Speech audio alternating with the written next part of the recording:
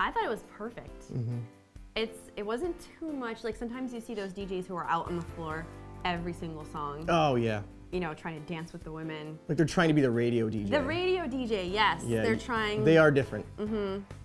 But it was, you know, and then you see those DJs who will just put the tape on and then go sit in the corner and not pay attention to what's happening. It was just the right amount, you know, like for the cake cutting and for the, like introducing the different songs that we had, the mother and son dance and stuff like that. It was just exactly the perfect level, exactly what we wanted. Just everybody was dancing a lot.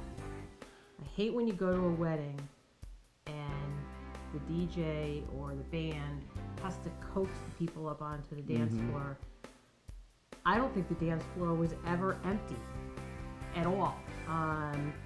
Even during dinner, there were people up and down a little bit because we had a buffet, so it was casual.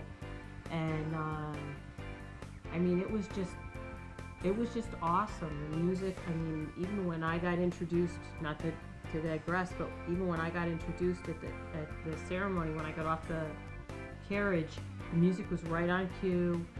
The timing was perfect. Even when we left, you know, coming back down the path and stuff, that the music was on cue, and it was just awesome. I mean, everything was interactive. It was getting the crowd involved, getting Steven involved to do his best man toast, and making him feel comfortable because he was really shy about doing it. Yes, that was. Yeah, and just, you know, it wasn't. I mean, even our photographer. I mean, half the time I didn't even know they were there because it was just so. You know, all of a sudden, okay, Robin, we're gonna do this dance. Oh, all right. You know, but it wasn't, you know, okay, Robin, do this dance. Okay, Steve, do this. It wasn't one thing after the other. We were allowed to interact with our guests and each other and have some time in between stuff. It was really good. It was definitely a blast. Enjoyed your company there. Absolutely. I think we asked you to stay a lot longer than. Yes. Everyone that we've talked to from the wedding, excuse me, they have raved about the wedding being comfortable. There were people there who didn't know anybody else, you know, single couples that had come from different parts of our lives. So, and we sat them at tables, and part of what they enjoyed the most was being able to get up and dance. Where you did do the train through the dance, and then interacting with my grandmother when you had her doing line dancing also. That was great to see because most of her family was there also.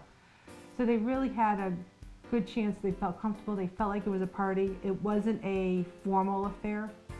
You know, it was very informal, and everybody seemed very relaxed and could kick off their shoes and, you know, party versus having to worry about who's watching who do what and making sure everybody stepped in the right direction.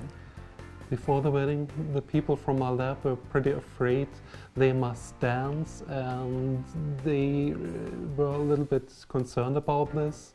And I told them, you don't have to dance, but the atmosphere at the reception was so nice, so I saw them on the dance floor, and I think this was a good sign. I definitely liked the dance stroll that we had, like they do at the end of Hitch.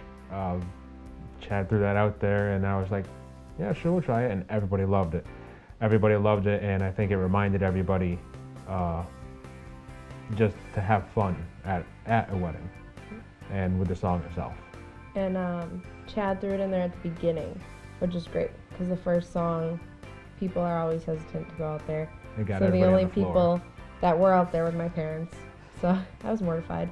But that was the next thing he threw on, and it actually got everyone up and forced people to stand, you know, women on one side, men on the other, and everyone had a blast with it. They loved it. So from that point on, the dance floor was always full.